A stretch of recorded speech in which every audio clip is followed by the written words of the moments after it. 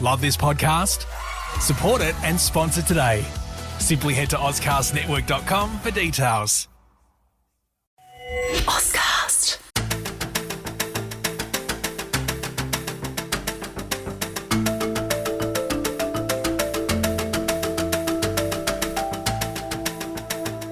It can be lonely at the top. We all know what it's like to lead and own a business and wanting to scale, but finding yourself at a glass ceiling. That is where the power of collaboration and connection comes in. Hi, I'm Natasha Milani. I'm an expert at helping businesses and business owners harness the power of collaboration to connect, scale and grow.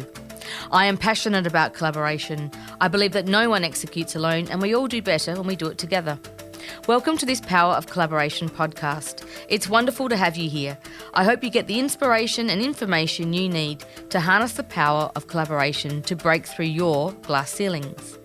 Today, I'm talking to Mike Scott, who is the Head of Product Partnerships with Yoco and the former founder of Nona, and a great friend of mine. Thanks, Mike, for joining us. Good to be here. Thanks, Natasha. Now, Mike, I'm going to start. Obviously, there's a bit of an accent with your voice there. Let's talk about who is Mike Scott and your background and what brought you to Adelaide. So from Cape Town, South Africa, moved to Australia 3 years ago. Everyone says, why did you choose Adelaide? And I didn't choose Adelaide. When we got to Australia, we said, hey, we'll see you in Sydney. And the government said, no, you won't. You can choose basically Adelaide or Darwin. So we came to Adelaide and we love it. So we've stayed and we're pretty settled and we're very happy here. My background is kind of an interesting story. I started my first business when I was 15 at school. Didn't go to uni, kind of didn't look back from then. So I've got a bit of an unconventional background. I'm an absolute obsessive learner, but not in a sort of traditional sense. The very sort of short story is had one business, sold that business, then started my main business, which as a co-founder, which was Nona Digital. We were a software development company that focused on fintech and blockchain scale-ups.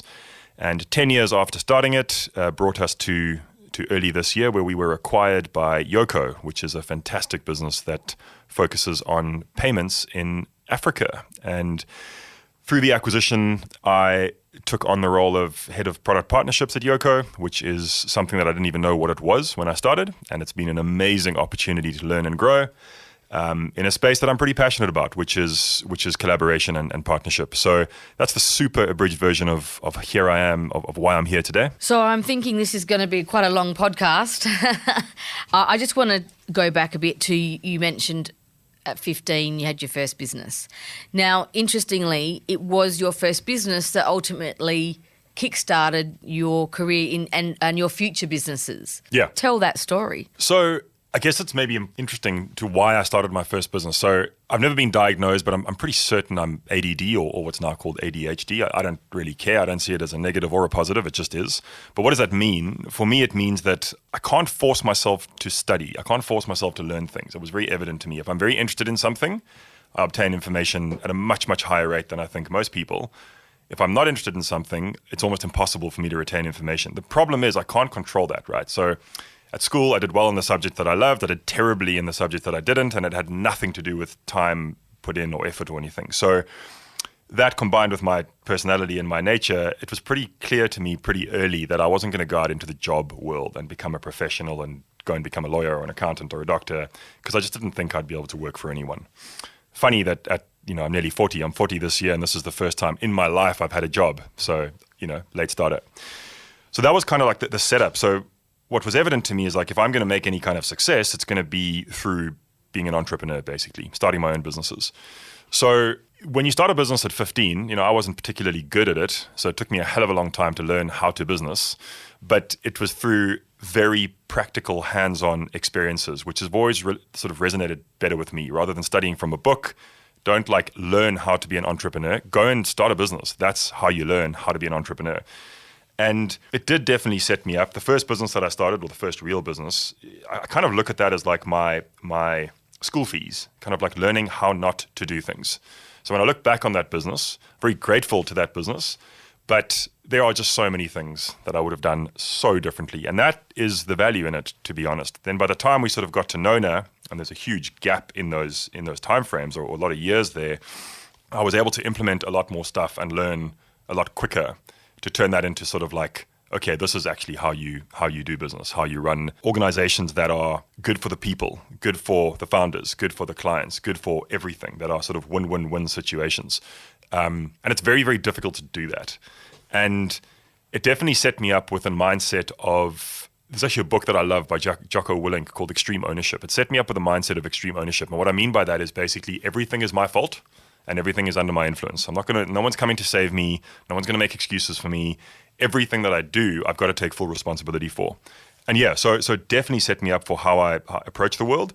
So just explain what that business was. The first business was a very unsexy business, but a very necessary business. So it was tech infrastructure, IT support, right? So why I say very unsexy is because it's recession-proof, but at best, people are just ignoring you. Your general sort of status quo is they're just pissed off, right? It's a grudge spend. Like no one gets excited about calling their network engineer to come and fix their network or their computer. So you're 15 years old and you went to residents and households, didn't you? Businesses mainly, yeah. Businesses. Yeah. And sold sort of tech support. Yeah, anything from, I remember my first call out was installing a CD-ROM at my dad's friend's refrigeration business. So my brother had to drive me there because obviously I didn't have a car or a license. And I think we made a total profit of about negative $20. And I was like, shit, man, this is really hard to make money, you know?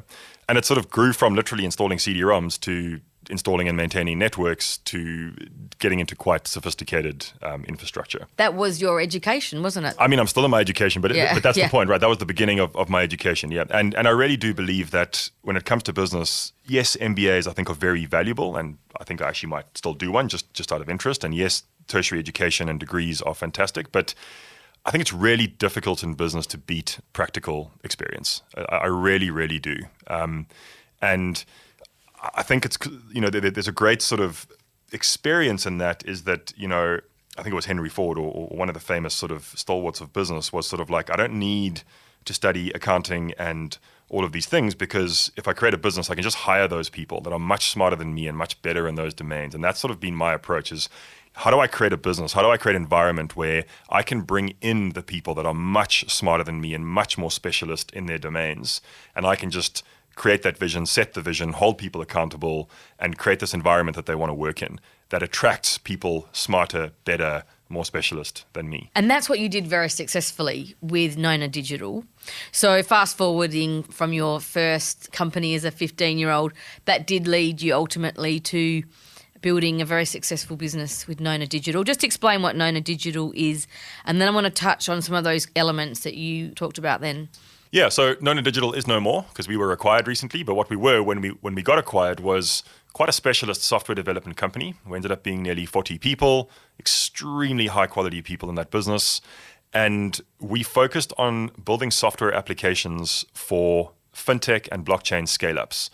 That's quite specific, and the scale-up word for us had a particular meaning, which was companies that had hit product market fit and had raised a significant amount of funding. And the reason why that was that at that size, what mattered more to the businesses was quality and speed and velocity of development rather than cost. And what we did was expensive, and we focused on quality. We were not in the sort of lower end of the industry. We were in the top end of the industry. But what's more sort of interesting, I think, about that business was not what we built, but more the environment that created that allowed us to build quality software and attract and retain really strong engineers, designers, etc., in a market that is incredibly difficult to win at, especially because literally you're competing against Facebook, Google, Amazon, name the billion-dollar company there. It's a global market. And we had to be able to answer the question, why should we work for Nona for a lot less money than going to work for a bank or a massive technology business? And we needed to be able to answer that question, not just with words, but with the environment.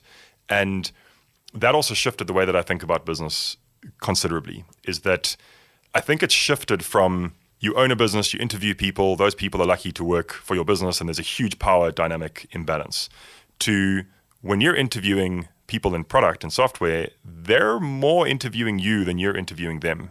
Power balance is far, far more even. And in fact, last year, I would say the power balance was significantly in the favor of software engineers. And I think that's great, by the way. And I think that's travelling across more industries now in our own local backyard here in South Australia. In the Great Resignation, right? When, yes, that's right. Talent is hard to come by. But just going back to this environment, because this is critical. This, I think, is really one of the parts of your story that I want to delve into that I love the most. It's what made Nona Digital valuable to the company that acquired it, but it was unique. And you talk about retaining people. Just I want to go down into this environment, this culture piece, that framework you built around that. Can you just share that? It's going to be really hard to talk about that quickly, but I'll try and sort of pull out some key points. So, number one, we stopped trying to figure everything out ourselves from scratch. We started to just look at who is the best in the world at doing X, Y, and Z. What are the frameworks? What are the operating systems we can just copy and focus more on execution? So things like scaling up, things like EOS from Traction, those are examples of fantastically useful practical tools that you don't have to think too much about what do I have to do here, but you do have to get really, really good at execution. So I really am a firm believer that disciplined execution in a business, continual disciplined execution will trump almost anything, even a bad strategy. And I know a lot of people argue with me on that because a great strategy allows for poor execution quite often. I agree with that. But similarly, phenomenal execution will almost always lead to success, unless you really are just going in the wrong direction. But I assume that most people aren't. The other part of this was hyper focus on the people in the business, the environment that they're in, the feedback loops that they're getting, the focus is on the things that they're working on, and this strong alignment between where is the business going long term? What does that look like in the shorter term, let's say 2 years? What does that look like in the next 12 months, down into enormous detail? What does that look like in the next quarter? And how does that relate to every single individual in the business? We needed to know that we could walk up to anyone in the business and say, hey, Bob, is it really clear that what you're doing right now, can you see how that's cascading to the quarterly priorities, to the annual priorities, to what Nona believes is its vision, its North Star, etc.? And that needed to just be constantly nurtured. So we had borderline obsessive ceremonies and processes. You know, the amount of meetings we had, the one-on-ones, the quarterly offsites, the company-wide stand-ups, the retros, the feedback sessions. It was just this constant nurturing of this environment. And this word culture, I think, is very important, and I speak about it a lot, but I wouldn't say it's misunderstood. I just think it's been like kind of misused. So I've started to use the word environment because it's actually just like, forget about this thing culture. Think about the work environment. Are you doing everything you can to create an environment in which your people do the best possible work? And here's the kicker, not for the business. Newsflash, no one cares about your business. You need to create an environment that they're doing it for themselves, for their own growth. And what does that do? When they're doing that, who's the benefit of that? The business. And I'm really paraphrasing here, but we spent a lot of time iterating on figuring out and constantly experimenting, how do we create the best possible environment for people to do their best work? Not how do we get people to sell their souls and kill themselves for Nona, because that's not a good thing, but more for themselves, for their own sense of mastery, autonomy, purpose, which comes from a book called Drive by Dan Pink. How do we create the environment where for themselves they're doing this amazing work such that Nona then benefits from it? Which sounds quite simple, incredibly difficult to do in practice. So I'll stop there, because otherwise I'll just keep going forever, but hopefully that answers the question. No, thank you, Mike. And I urge listeners to have a pen and paper ready, or just to jot down as you drop a list of books that you've read that have been valuable, because I'm sure you'll continue to do that. Just quickly on that, the environment you're talking about, and you're talking about that cascading, so everyone knew what their purpose and how they were connecting to the long-term goals of the organisation. You had quite an interesting process around performance review, for want of a better word, in your environment. How did you manage that with your people in terms of, we tend to put a lot of structure around it traditionally, and you're saying you had structure, but your environment is totally different to most businesses I've connected with. Can you just talk about how you manage that process within your organisation? Yeah, we did a lot of things, and I think just on that comment with structure is, by nature, I'm someone that is incredibly disorganized, very unstructured, very much fly by the seat of my pants, and, just sort of impulsive by nature. I've learned, though, over the years to become extremely structured, extremely disciplined, extremely planned, because what that's done for me is it actually makes me feel a lot more calm. It actually sets me free, in my opinion, when I've got a very strong routine and a very strong structure, and it allows me to get a hell of a lot more done. So as someone who's not naturally disciplined and structured, I'm a real convert in this. Structure actually creates freedom. Structure actually creates the space to do amazing work and to actually feel a bit less freaked out by the world. Right. So with that said, we did a lot of stuff, but we didn't have anything that we called performance reviews ever, really, right? I thought you would give me that actual answer. Until someone's a problem in the business, I don't believe that performance review is the way to think about it. What we used to do is we used to have things called retrospectives. Now, in the product development world, that's a very common term. It's basically just looking back on what went well, what went badly, and what should we keep doing. So we would do a number of things. We would have quarterly retros with every single person in the business, and we had a very sort of fixed structure that went through. But that was more about listening and bringing focus back to what's important for the quarter ahead, and creating a feedback loop from feedback that we had solicited from everybody in the business. Now, it gets quite involved, so I won't go through everything, but basically, the fundamental premise here is that most businesses spend a lot of money and time on hiring great people, and then they just tell them what to do. They don't really listen. Jim Collins has got a great quote, which is hire the best people you can and then get out of their way. We looked at this and when we're spending so much money and time getting these amazing business people into the business, we need to listen to them. So we had to create mechanisms where we said, how do we pull feedback from people and ideas? But even that's not enough, because businesses that do that, that's usually where it stops. So what should we start doing? What should we stop doing? What should we continue doing? And then it stops. We were sort of saying, how do we pull this information? But then how do we build this into continual feedback loops so that people are actually sitting there going, oh, wow, they're actually listening to me. This is amazing. And if they are going to implement the thing, that's great. But if they're not going to implement the thing that I suggested, at least they'll tell me why. So we had these quarterly rhythms of one-on-one retrospectives, which basically looked like what's going well, what's not going well, what should we keep doing, what are your focuses for the next quarter, and anything else you want to talk about. Also, let's talk about your start, stop, continue feedback, and let's talk about your engagement scores. I'm being very oversimplistic here, but that's sort of the process here. And I think one of the big things I want to stress here is, as the leaders, it's far more about listening than it is about talking. But you do have to give guidance on, are you on the wrong track? Are you on the right track? Are you focusing on the right things? Okay, so that was one thing we did. I also used to try and check in every quarter, and I say try, because as you get to 10, 20, 30, close to 40 people, it becomes difficult. But I would try as the CEO to check in with every single person once a quarter, and I would just ask them 28 questions. I'd built up a list of 28 questions that I stole from people or made up myself or what have you. And for me, it's hard not to talk a lot, but my objective for those calls or those meetings was ask these questions and just shut up and listen. Like, pull this information from people. Those questions were things like, how safe do you feel at Nona? How happy are you on a scale of 1 to 10 and why? What would you like to be given a chance to fail at? What is your purpose? What is Nona's purpose? Do you see how your purpose is linked to Nona's purpose? What do we do for our clients? What is our vision? Where are we going in the next 10 years? Has somebody done something that's made a really positive impact on you in the last 90 days? And you get incredible insights from these things. But most leaders are just not prepared to do this. Most people just don't check in.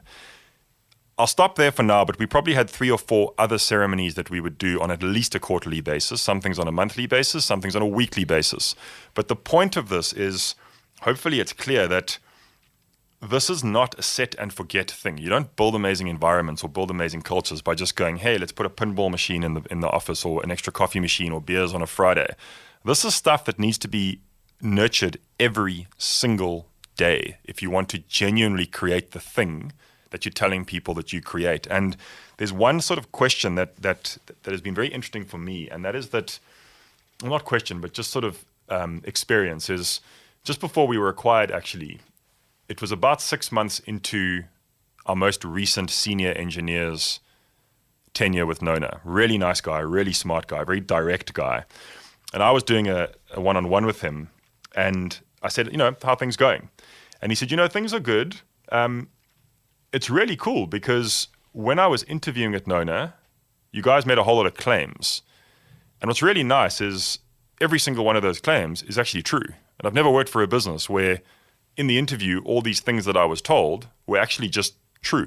So there was no like fireworks there. He wasn't saying, oh my God, this is the best place I've ever worked. It's amazing. He just went, this is really refreshing. You guys said you were a whole lot of things. Turns out you are actually those things. And I've never experienced that before.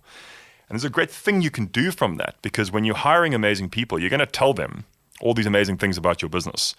Hold yourself accountable by setting a retro with that person 90 days after they've started and just say to them, hey, we made a whole lot of promises to you. Have we delivered on those promises? So few businesses will even do that kind of thing. And that's a simple example of how we hold ourselves accountable to building these amazing environments. And I particularly wanted to talk about the environment in Nona Digital that you created today in the podcast.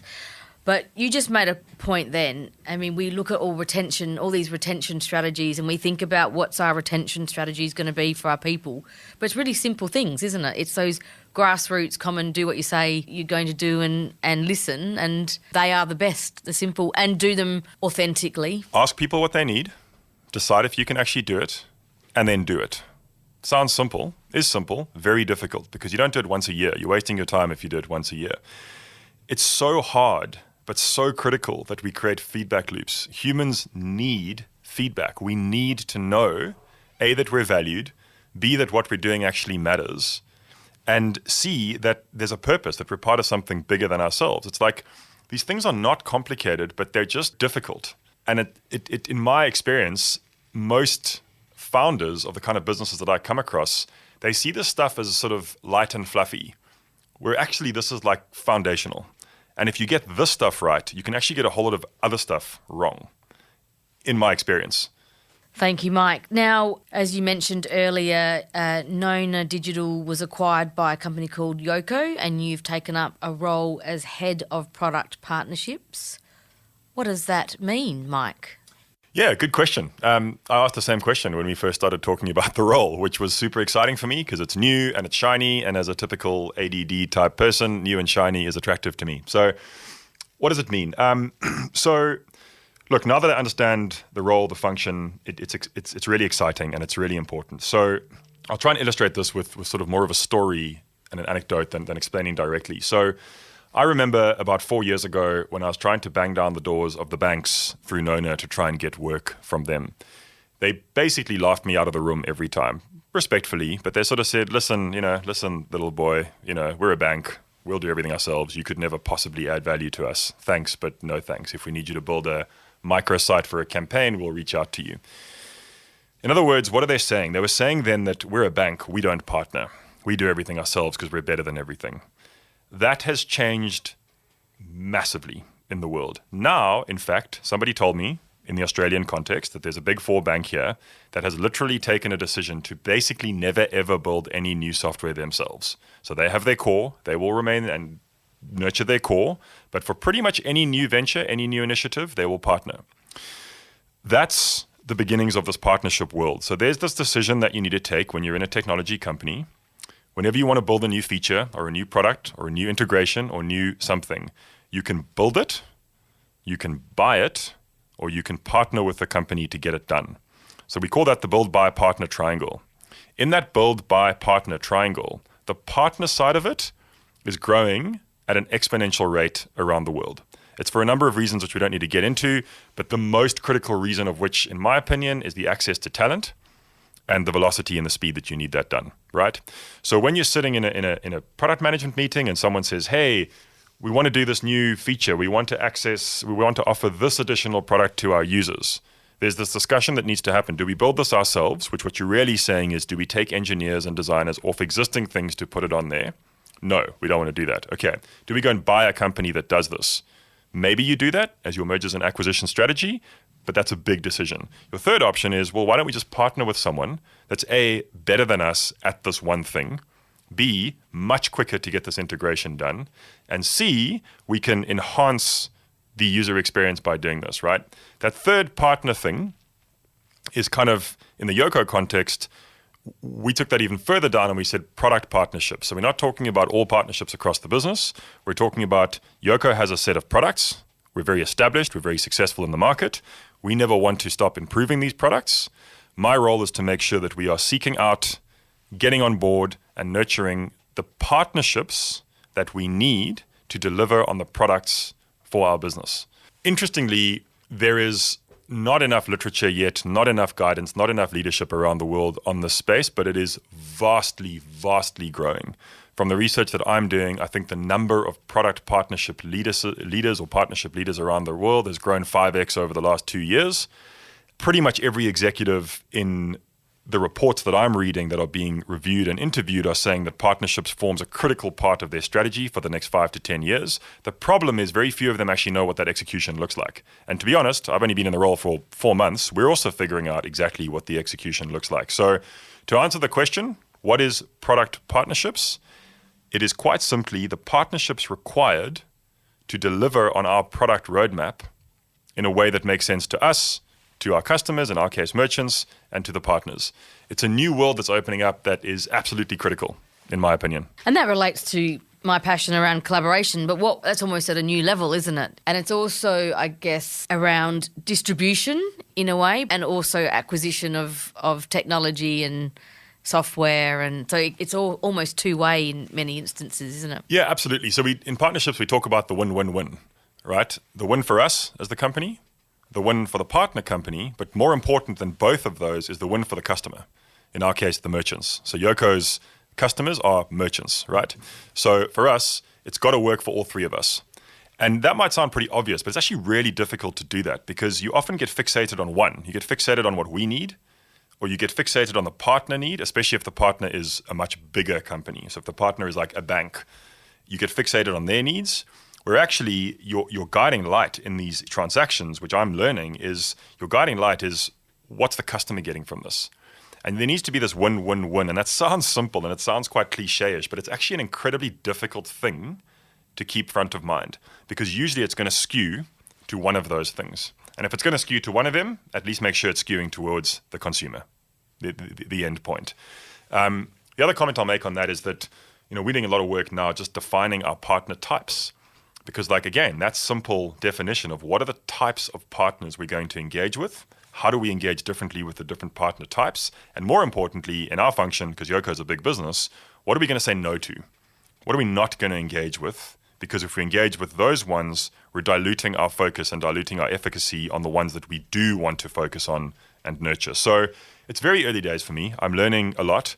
But I'm nowhere, I don't consider myself an expert yet, but I'll get there. What I can tell you is it's only going to grow. The need for partnerships in technology businesses for sure, and probably not even technology businesses. There's no ways this is a fad. There's no ways this is a nice to have. It needs to be a core competency, in my opinion, in every significant technology business for them to be a success because you just simply cannot do it all yourself anymore. It's just not possible. So a couple of key insights there. One is partnerships is almost a strategy in its own right. It's also about what you say no to. And particularly what resonates with me, and this has always been inherent for any sort of collaboration, connection and partnerships, is the win-win-win. And as you say, pointing to the customer at the end of it. But I think any kind of collaboration or people-to-people connection has to be about someone else winning, in my view. Just in summary, and I think you mentioned that you're going to become an expert in partnerships. We'll have to have another podcast discussion, I think.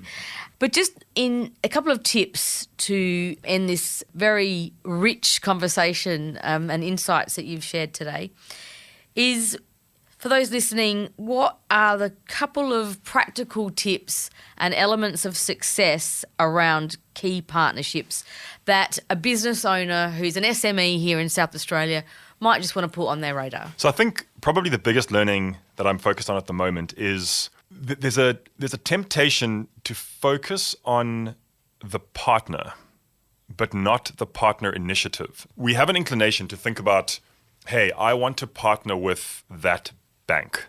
And then we get fixated on the bank and the partner. But that's not where we should start. Where we should start is we should talk about the initiative. So we should focus on, I want to be able to offer this thing to those people, and I need that partnership to do that. We need to start at that level, and we need to go through the strategy and the planning of the internal alignment. what are the core terms of the agreement that we need? What's the SWOT analysis? What are the things that are the absolute must-haves? What are the things that we're actually negotiable on? What are the goals for this partnership over the next 90 days, 1 year? Where does this add strategic value? What are we getting from this? All before we've even engaged with the potential partners. And this has been a key learning of mine, because what happens if you don't do this is you get too fixated on the partner, not the partnership. And you also lack internal alignment. And depending on the size of your organization, if it's a very small organization, there's probably less of a risk of this. But if it's a bigger organization, that internal alignment piece before you actually go to market of, let's say, shopping for a partner is so critical. Because if it's not, you're going to sign the partnership agreement, you're going to go through all of this work, you're going to sign these long tail agreements, etc., etc. And a year down the line, you're going to be unclear on how to measure success. You're going to be unclear on what do we actually talk about when we meet every month. And it's critical to do the sort of quote unquote boring pre-work beforehand. These should not be taken as quick sales. These should not be taken as quick agreements. You should not have tons and tons and tons of partnerships. You should have a select few set of partnerships that give you a strategic advantage in the market that you couldn't otherwise get. So it's not very like sexy and bells and whistles, but it's very much like do the work to think about why you want to partner before you even talk to a potential partner. Great insight. And just finally, what book are you reading now, Mike? I am reading, I don't usually do this, but I'm reading 4 books at the moment, which is not great. I don't recommend that. But the one that I'm enjoying and that's most pertinent, it might start playing now while I look at the title. It's called The Cold Start Problem, which I'm absolutely loving. It's written by, I can't remember his name, but he's an A16Z investor, Andrew Chen. Absolutely brilliant. Loving it. I'm rereading for about the 5th time Measure What Matters. Just the best book ever on OKRs. Totally unrelated, I have next to my bedside all the time a book called Practicing the Power of Now by Eckhart Tolle. It's just one of my favorite. It's a great book. And then the other book next to my bed is something called, I think it's called 4,000 Weeks, which is a pretty hardcore but amazing book on how we are using our time in life, because we only have on average about 4,000 weeks. So reading quite a lot, which I don't like to do. I like to only read one book at a time, but I'm failing dismally at that. I think that's a good fail.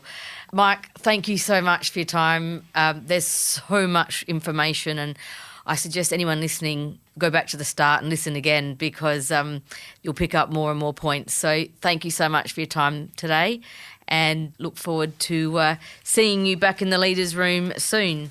Yeah, thanks for having me. Great to chat, as always, and thanks for the work that you're doing to build up this community. At SA Leaders, we are all about collaboration and community. If you're curious to know more about how we help businesses and leaders just like you scale and grow beyond their glass ceilings, then visit our website at www.saleaders.com.au. And please don't forget to subscribe, share this podcast with your network, and write a review if you really enjoyed it. This has been an Audiosity production. I'm Natasha Milani, and I look forward to chatting with you next time. Happy connecting.